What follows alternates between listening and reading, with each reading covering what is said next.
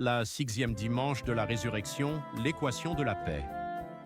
Le Christ nous confie un mystère profond. La paix véritablement chrétienne n'est pas l'absence de souffrance, mais l'union à la volonté divine au cœur même de l'épreuve.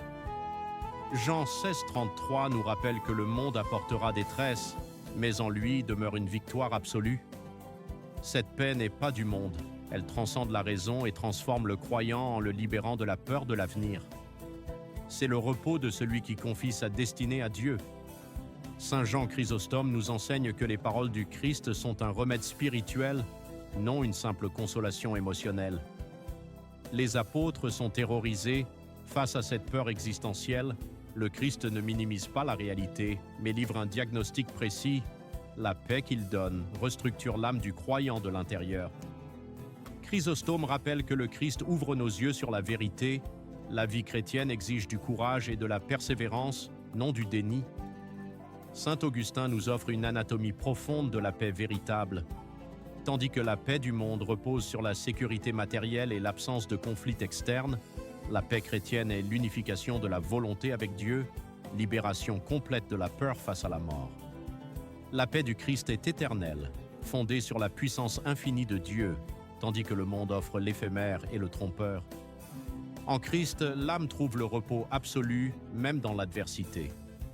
Saint Cyril d'Alexandrie nous révèle que la paix en Christ n'est pas une émotion, mais une réalité structurelle, l'enracinement du croyant dans le Christ par l'Église. Cette union est ontologique, c'est-à-dire qu'elle transforme l'essence même de la personne. Les vents de la tentation secouent la surface, mais les racines sont ancrées dans la profondeur divine. Le croyant n'est pas seul, il participe à la victoire du Christ sur le mal et la mort. Saint Augustin nous montre que la détresse attaque sur deux fronts, matériel, persécution, perte, et spirituel, doute, obscurité. Le Christ ne promet pas l'absence de ces combats, mais le pouvoir de les affronter. Purifié par l'épreuve comme l'or au feu, le croyant apprend l'humilité et découvre en Dieu une victoire paradoxale, générer la gloire dans la souffrance elle-même.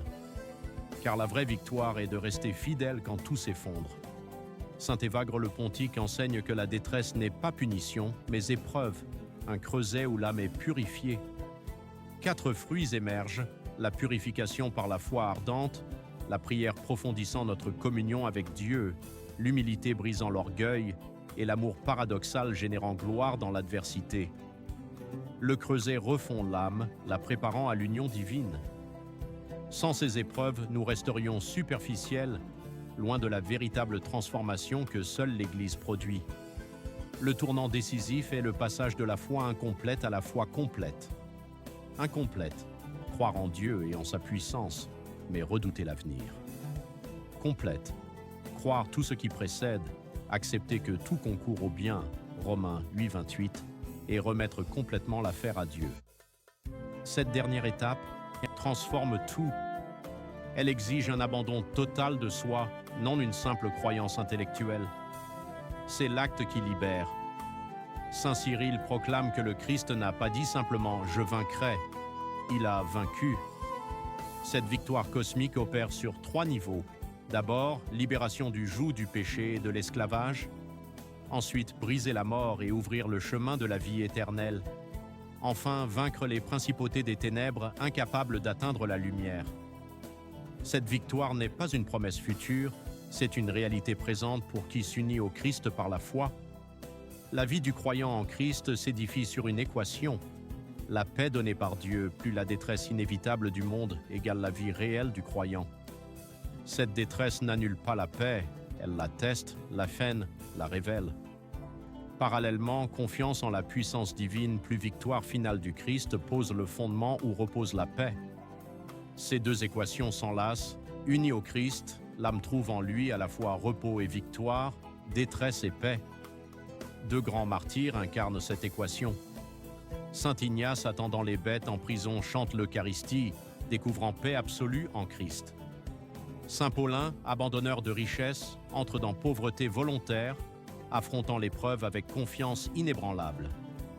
Tous 2 confessent « Nous n'avons pas peur car le Christ nous l'a promis d'avance et nous a donné paix ». Leurs vies ne sont pas des exceptions, c'est le paradigme offert à tous les croyants. Le Christ nous appelle non à la passivité, mais au combat spirituel, comme le soldat en campagne, non le paresseux en caserne. Saint Jean Chrysostome rappelle que le commandant a déjà remporté la victoire. La balance finale se lève, d'un côté la paix trompeuse, éphémère et finale défaite du monde, de l'autre paix véritable et éternelle, fondée sur la victoire du Christ. Le choix est libre, conscient et détermine l'éternité. Choisir la vraie paix, c'est choisir Christ.